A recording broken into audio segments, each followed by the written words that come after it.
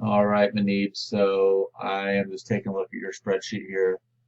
Um, this first one, 904 Peoria, it says needs update, but price is lower than market. Um, I'm not sure what your concern is here. I think your ARV is spot on. So let's just take a quick look at it. So, I mean, here's my criteria that I set up. I didn't put any square footage. I went really narrow with the parameters. I think I can probably go into here. I think these are all the same, but uh, I think you did quite well here. This is our subject property. You have this one next door doesn't have a picture, and you have this 250 over here that is pretty fixed up. So 250, 260, somewhere in there probably. Um, so going back to the results, you're comparing, you know, total square footage. These are identical units. You can tell by the square footage. You got 1,269, and all three of these are 1,269. So we're right in there at 250, 240, somewhere around there. So, um, when you plug in your ARV, you're kind of at the purchase price of 170. Let's go ahead and change let's put in 1.9 moving forward on this, and keep it that way until we change, until I let you know to change it. That's probably where we want to be. So that puts us at 177. So, let me save that.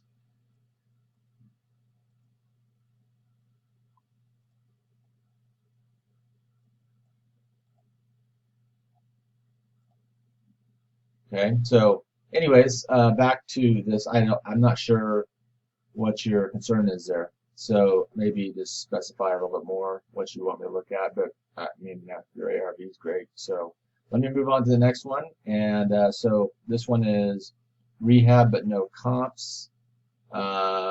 This Nome Street. So I understand what your concern is there. So let me take a look at that, and I'll get back to you. All right. So just coming back to this Nome Street. I see what you're saying here. Uh, Very odd unit, being that it's only 600 square foot and a one bedroom, one bath. So, there's a couple other one bedroom, one baths here um, that are kind of a little bit bigger. I wonder if they're off on their square foot. That's just weird that they have that. But, here's a few of them. So maybe the square footage doesn't match up exactly. But really, it being a one bedroom, one bath, and being that small, I would just not even mess with it. Those one bedroom, one baths that are that small are just so hard to sell. So let's just not even worry about it. So you'll run across those time to time that are just teeny little houses that have one bedroom. I typically, I don't know why I marked it that way. I need more coffee this morning. So just get rid of it. So I'm gonna move on to the next one. But yeah, to finish that thought, these small square footage, one bedroom, one bath, I typically don't even mess with them.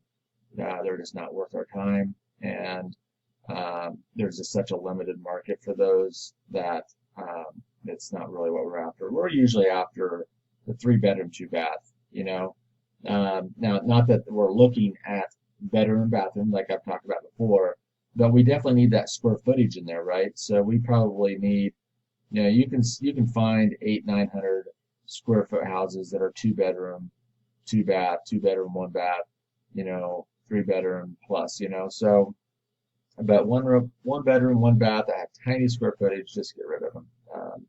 I would say around that 600 mark, they're typically one bedroom, one bath houses, and I don't know, I just don't get too excited about those. So let me move on to the next one. So this one is property good condition, needs some updates, but listed lower than price. Okay, let me take a look at that and I'll come back to you. All right, so just going over this last one here is says property in good condition, needs some updates, but listed lower than price. My guess is what you're getting at here is that this property is already pretty nice. I thought your ARV was spot on. So let me just kind of take a quick look at this. Yeah, I mean, it's pretty clean, right? Um, it's okay. I mean, this is older. But yeah, your ARV is pretty much spot on. I mean, that's the top end of the neighborhood. Um, so, and the only feedback I could give you here, yeah, you're welcome to throw an offer at it. It's already pretty nice. If you want to, you can go at it a couple ways. You can maybe come in a little more aggressively because it already has some updates in there. Um, and just looking at the low solds in the neighborhood. So when we get up to our square footage, that's like ours. Um, your very low sold is 172. So if we pick this unit up at 172, that would be a pretty fair deal, right? So, or even a little bit less. So, if you wanted to up your price a little bit, you could do it that way.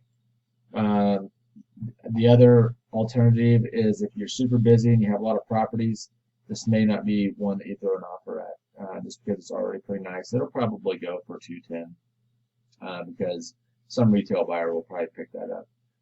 The only other thing I would mention here is that the first thing that caught my eye is that there were, you know, uh, 4 other properties here that were lower priced. So maybe just flip through those, but they're all pretty well priced from what I could tell.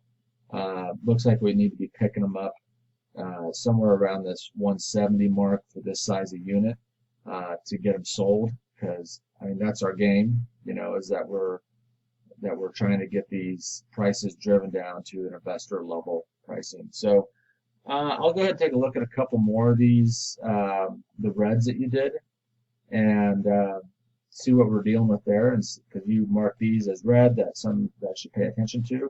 So I'll take a quick look at those, and then I'll get this back to you to put out offers today.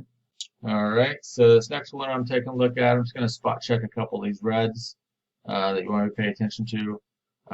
You had an ARV of 183, thought that was spot on. Here's our comp that's totally fixed up, same square footage, so these are same units, right? And and that price of, let me see, that's 123, definitely gets us down here. This is the lowest sold, and is this a year? Did I go a year out? Oh no. Let me check to see what a year looks like. Just for the hell of it, I guess. And here's my map if you care to see my outline of my map. So back to this one again. So I pause this, taking a look at it.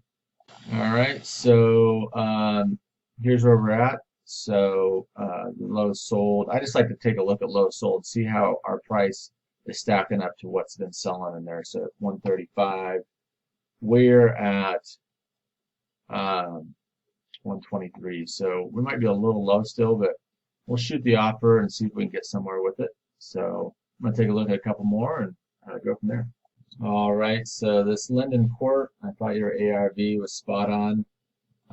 You're really doing pretty darn good with these ARVs on these at this point. I mean, this one here is your ARV that you used, and yeah, this one's really nice inside. So that would definitely probably be the ARV that we use.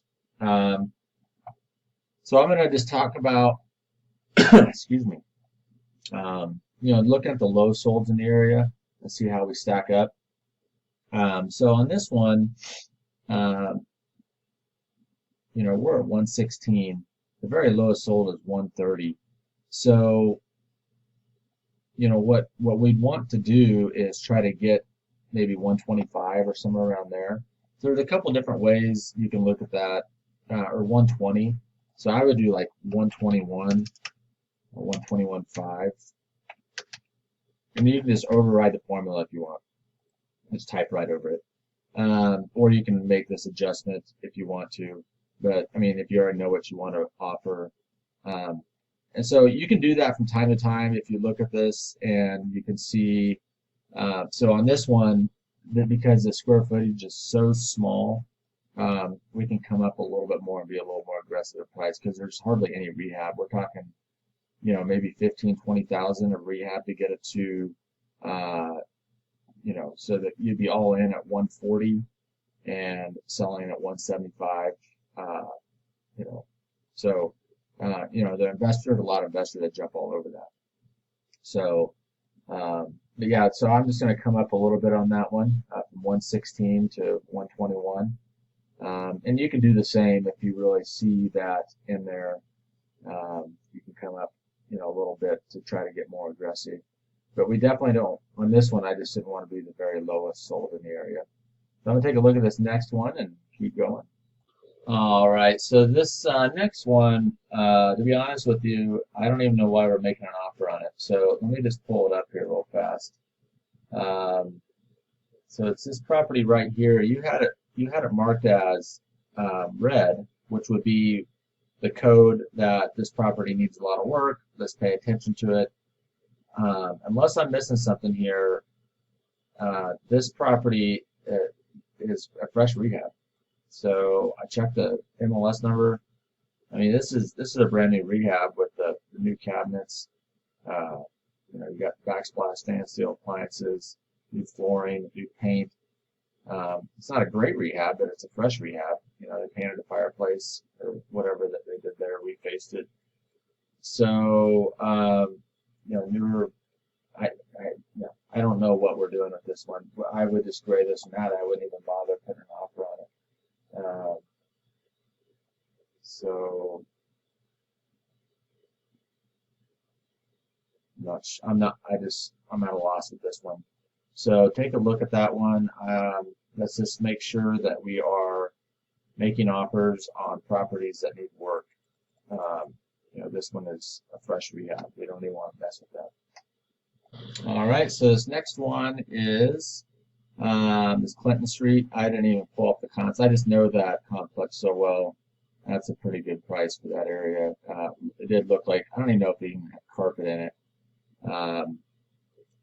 Not sure what was going on at this place. I think they ripped the carpet out, or is that carpet? I'm not even sure. That's just bad pictures. That might be carpet. Anyways, doesn't matter. Really terrible pictures. So I'm gonna take a look at this last one and probably wrap this thing up and see what else we got here. All right, so here's another one in Heather's Garden. So I think I've talked about this before.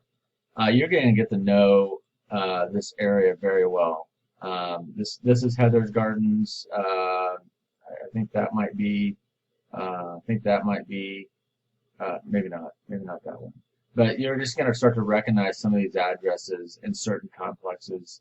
But Heather's Gardens is just one of these areas that you're just going to get to know very well because there's so much turnover in here. And this is all of Heather's Gardens. It's a retirement community. There's lots of turnover there because a lot of old people come here. You have to be 55 years old or older to live here. So it's a retirement community. So a lot of people just really go here to retire and then they pass away. And they don't really care about fixing up their property. They don't really want to mess that stuff. They might live there 10, 15 years or whatever and then pass away. And then people inherit those properties, don't want to fix them up. And so that's why you're going to see a lot of opportunities in here. And you're going to get to the point where you can just look at, these addresses and these square footages and just already know what the ARV is going to be and plug in the price. So, yeah, I can take a look at it, but it looks like you're spot on there. Let's just take a peek here just to double check it.